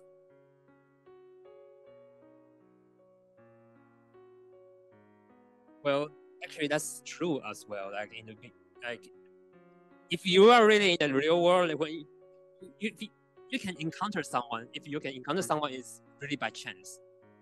Like you go outside. If I can meet you, you can meet me by chance. Maybe I'm not coming today. Maybe I got sick or reason to not. But until you are able to encounter someone, then you are able to try some topic to talk to.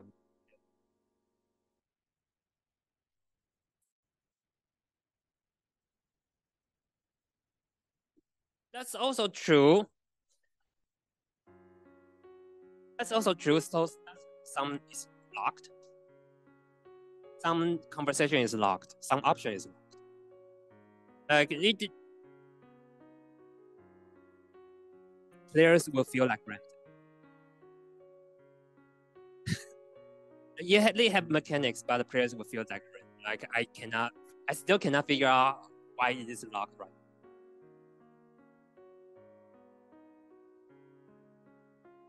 It may be also affected by the place you made or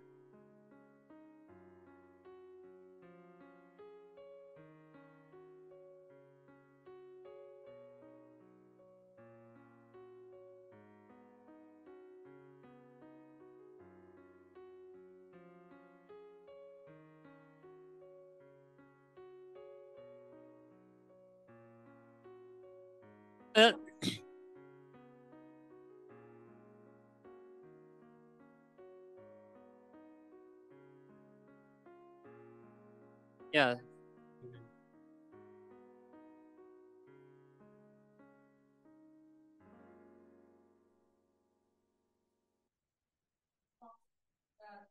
And only afterwards, like you can grow, and only afterwards. The icon here is a little bit misleading. The love here is not really about speaking love. Like if you talk to the CEO with love, you can talk love to him, and he will tell you how to make a love song. So in general topic, so it's not really about talking love or very easy. Not really. There's no tutorial. You have to try yourself.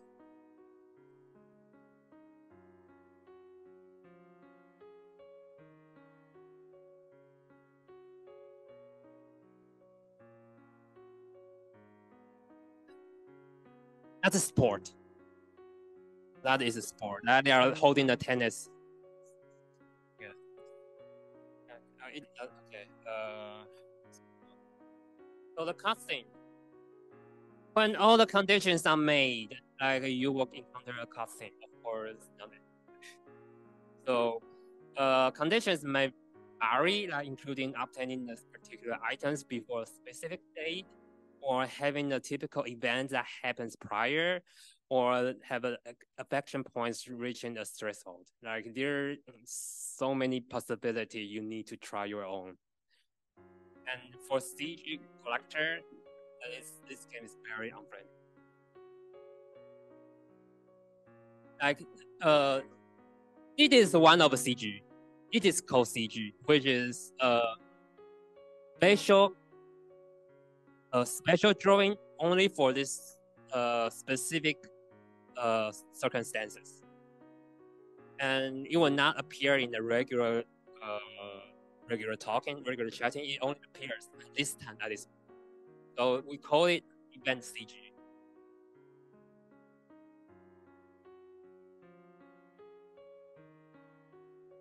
What do you mean it's? Oh, here in this game, CG is the cutscene in this scenario, but because back in the day, there's no animation. But right now, like for here's a very famous visual novel named School Days. Every cutscene is animated. So we're not going to say CG here. We just say it's anime, something like that. So CG is very specific for visual novel. Okay, mechanics. It's not very complicated, but it is very hard to try because you only have 5 save file, and every time it's random. Like even you save a load, every time you even you have the same schedule. When you try it out, it's different person. So yes, this game is about cheating, but some players couldn't really catch to it. So that's the inspiration. Like people cannot really feel like I'm really cheating because they don't have emotional attachment to Yuki, to your first girlfriend. So it's what album 2 is most famous visual novel in Japan. Actually, like it is in the Billboard #1 in Japan for 10 years.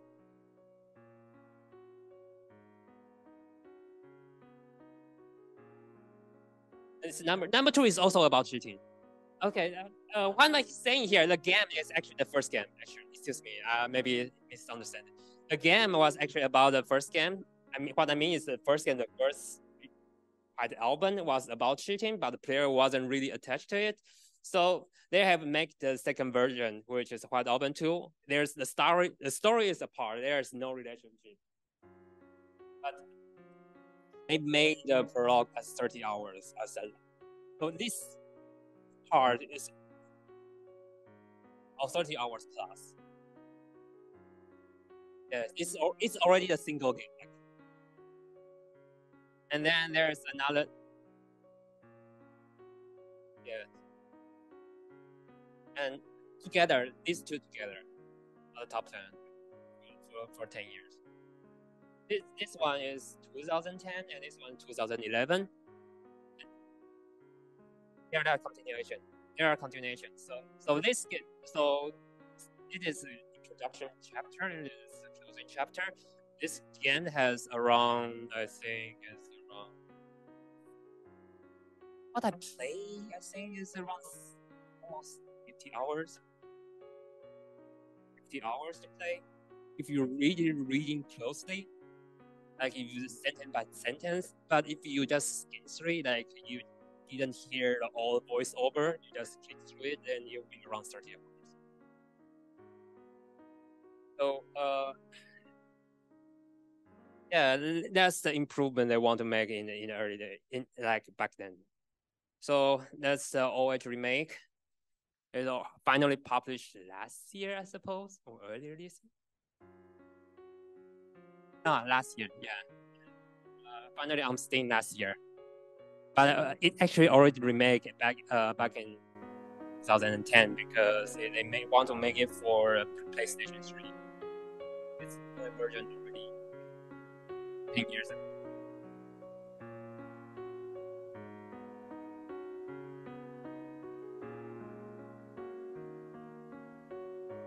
Yeah.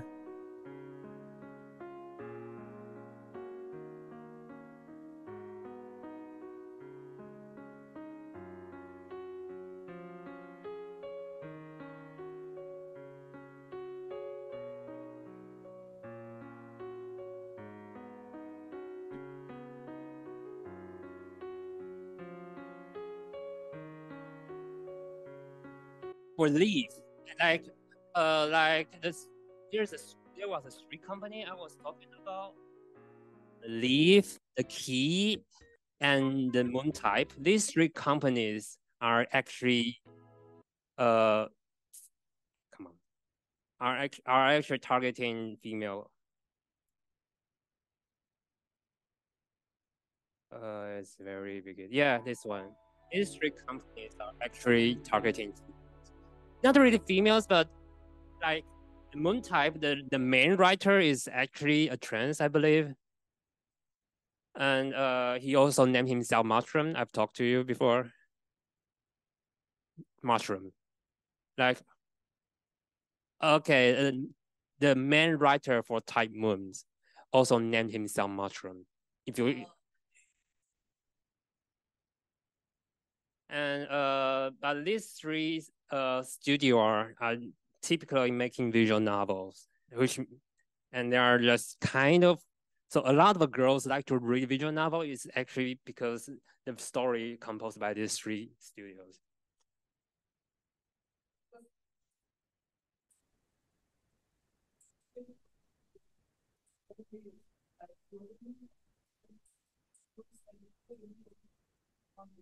I was wondering if this Yeah, but the new version has some faults, I would say, because it make it too clear. Like everything is shown off, like is restrict the options. There's from 8 to 5, but still they make a lot of things too straightforward, I would say. Mm-hmm. Yeah, because right now, that is hard comparison. Right now, you can see where they are. So if you are cheating, you are really cheating. There is no excuse. There's no excuse. Like back then, when it's not really cheating yet, it just happens. Yes, but in this game, if you cheat, you're just collecting CG and you are actually cheating. Yeah. So that comparing arts, the new art is actually very good, I would say. Like, I don't know, I prefer the new art. The old art, it's still good, but I don't know. Because the old version make it too cute. Like the old version, like draw their face too chibi.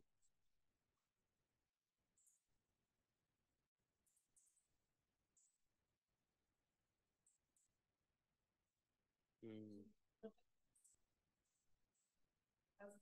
even though the quality is not as high as that. Yeah, true. Yeah. 100%. 100%. I mean, yeah, 100%. Yeah.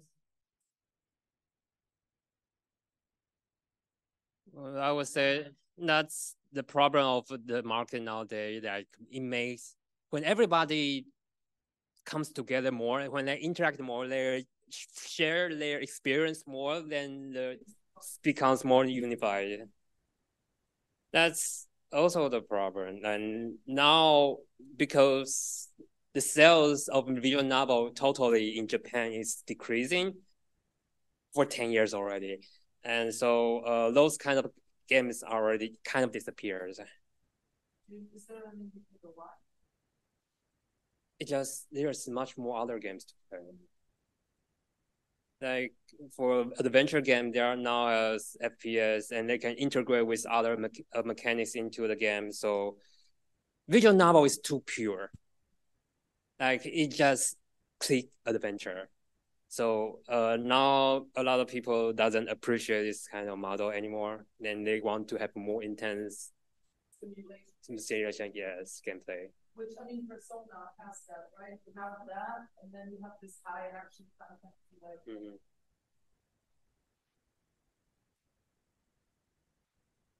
yeah.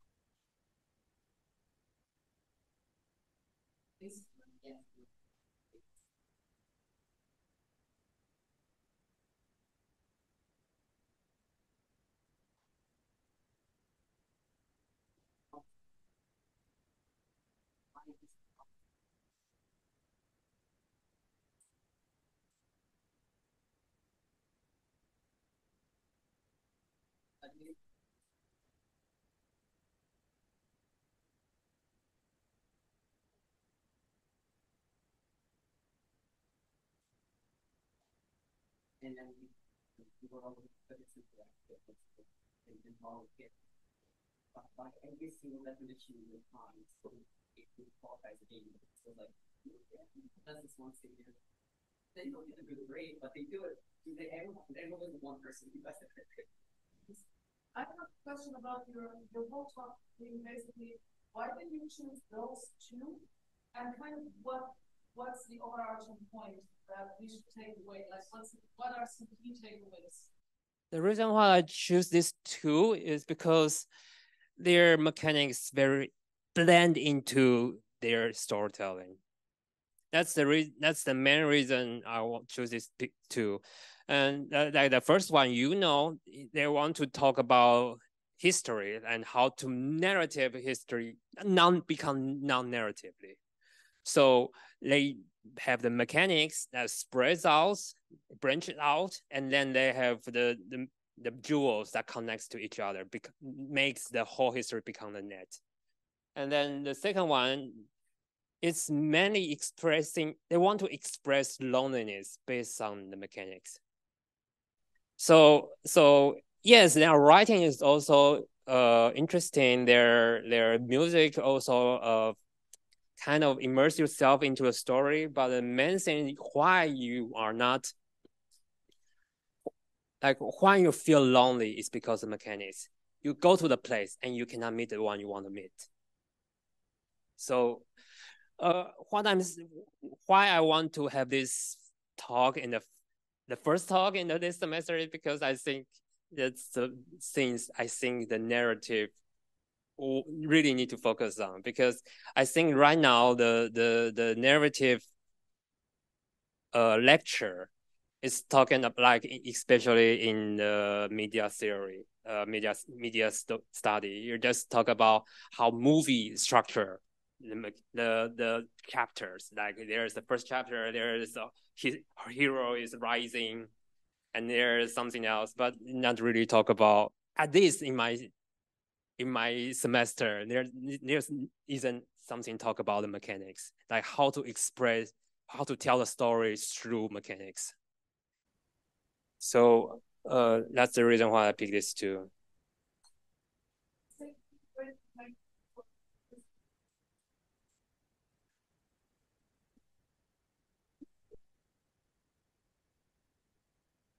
And thank you for coming. Thank you for coming. Q&A.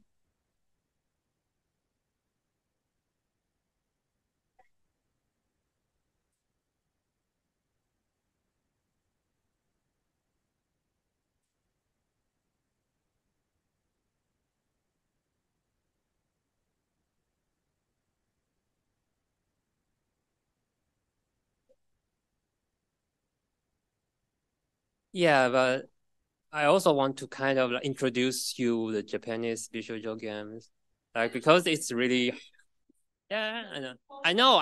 It's like if you want to have a modern example to compare, then Hades is perfect. But for now, I just want to introduce some retro games from Japan. Yes, I mean the one. Excuse me.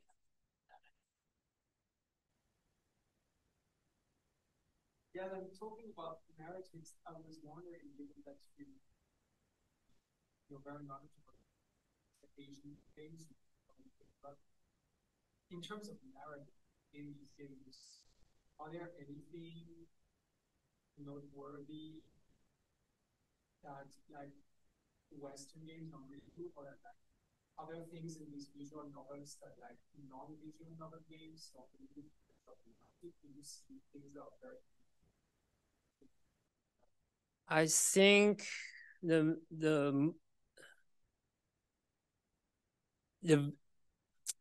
most distinguished definition, maybe the diversion, is the West RPG and Japanese RPG here, because usually we can tell the story is different between these two kind of RPG, and for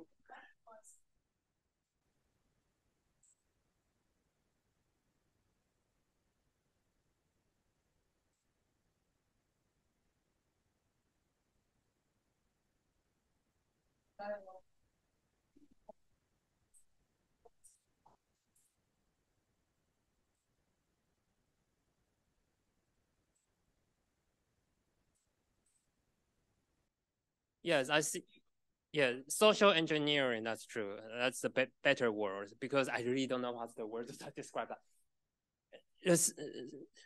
that. Japan is a country or maybe an ASIC, which is very focusing on relationship, and they're developing because they have a name for every relatives, like your mother's brother, your mother's daughter, brother-in-law has a different name, different for them. So there is very complicated in East Asia.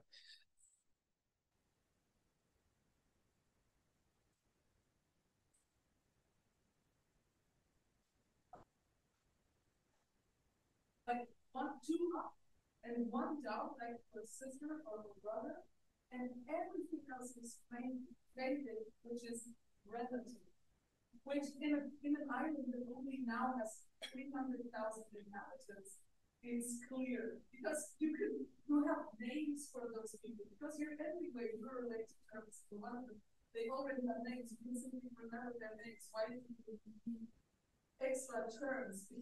Yeah, like even like a sister, like in East Asian, a sister, elder sister and younger sister has different words. Yes, true. Yes. In the sense of having different words, it helps in conversations, especially for like obscure, like this. Yes, because that's the more you pay attention to it, then you develop the words for it. So so the clarity is based on if this language is focusing on this part or not. They solved it. So they did not develop words for you, but now you have an app where you can check the degree that you're related to. Like what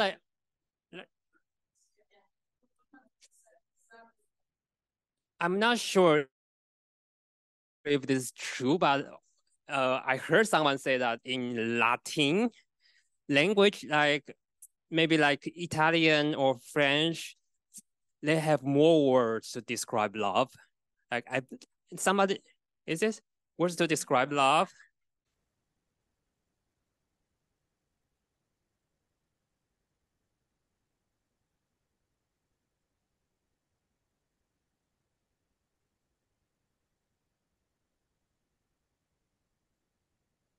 It's for different levels of love, like from.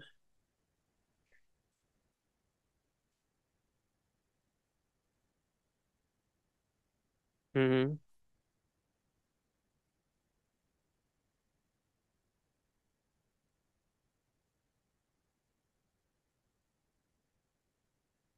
Mm-hmm. Mm-hmm. Mm-hmm.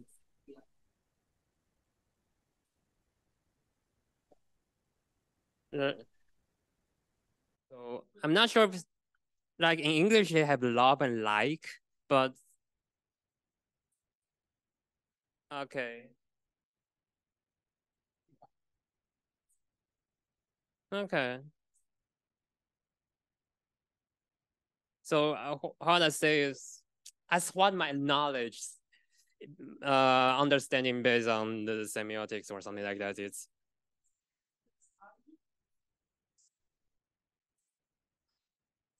Yes, that's because you're really focusing on the relationship, and the different levels of relationship have different meanings of love, and they will have a specific word for that.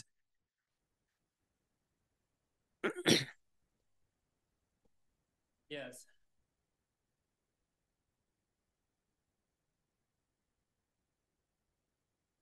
Rhizome, okay. Rhizome.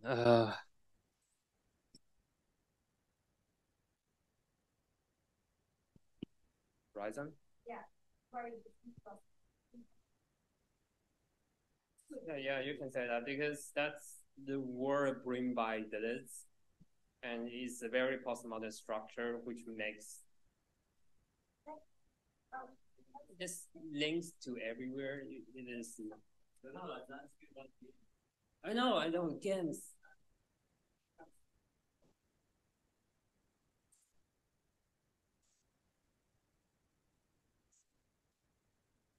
So it's like you can start anywhere. There's no starting point. So quickly start. Like last year, we have a game like a detective game, right? The last year, made by the BF4. There was a detective game. That is Erasmus.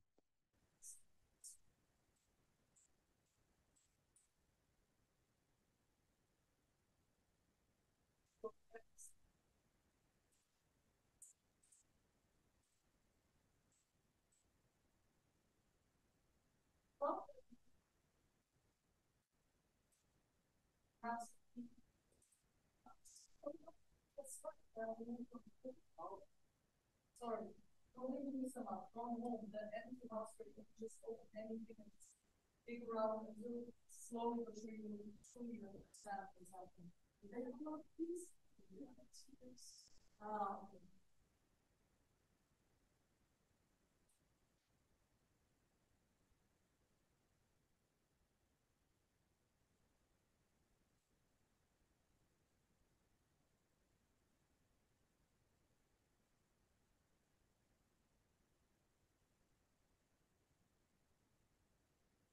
Okay.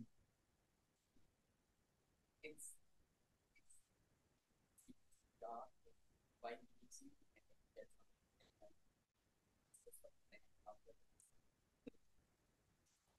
This is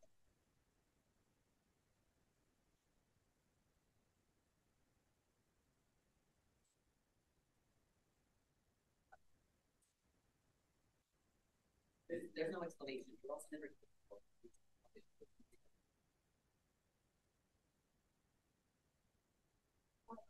I think the rising structure, I mean, there's some people there with this is why not so many games, but it is a very easy base. I mean, it's like not where we are stuck down in this. Yeah, I'm interested to find good examples because this was a very good example. When I think about it, it's a very complex structure. Was there Netflix series or something that came out in the recent 2 or 3 years where there was a series where was it like where you could choose the orders which you watch the episodes? So that would also be advisable, right? Because basically you have to watch everything, the order that the whole picture emerges.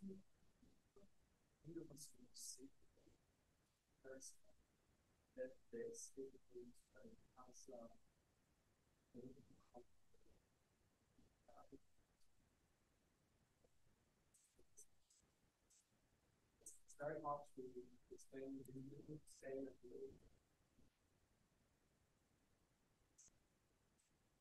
Save the date or save the date? Yeah, I think it's the first one. That's remember. That's very. So let's.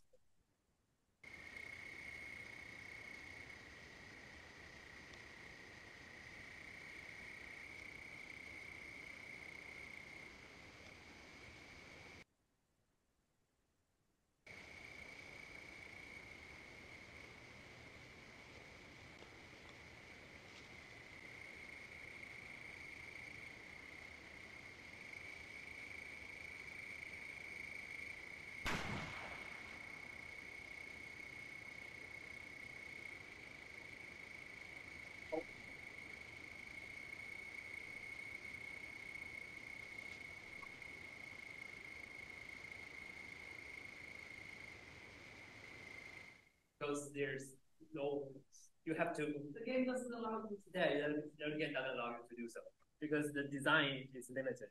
Would you say that standard parable has its own tendencies, where it's linear to a certain point, but then based on your choices, you can explore it? It has some point, it has, but it's not exactly because I believe there is a turtle. There is a turtle. That's the only turtle I know. Like you can switch to other pets. There's a two door, and you can go to a basement or not. Like if you go to the basement, then there's another line. If you go through the door, then there's another line. So that's the only place. So yeah, it's kind of right. But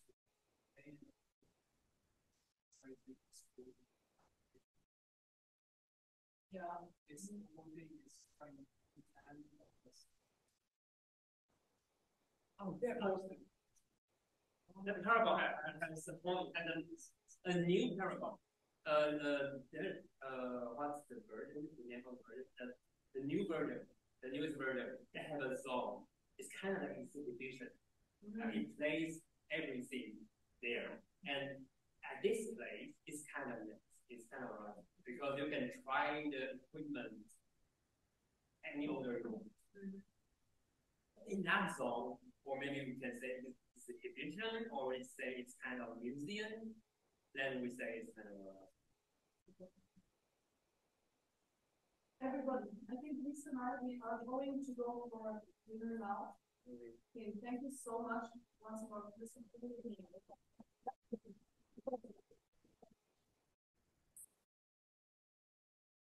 Without thinking, we wouldn't have that presentation, because I think I asked him 4 things. no on Sunday night. 3 days ago. Okay, so this and he just basically stepped in with his several presentations, so hashtag goals. Good job.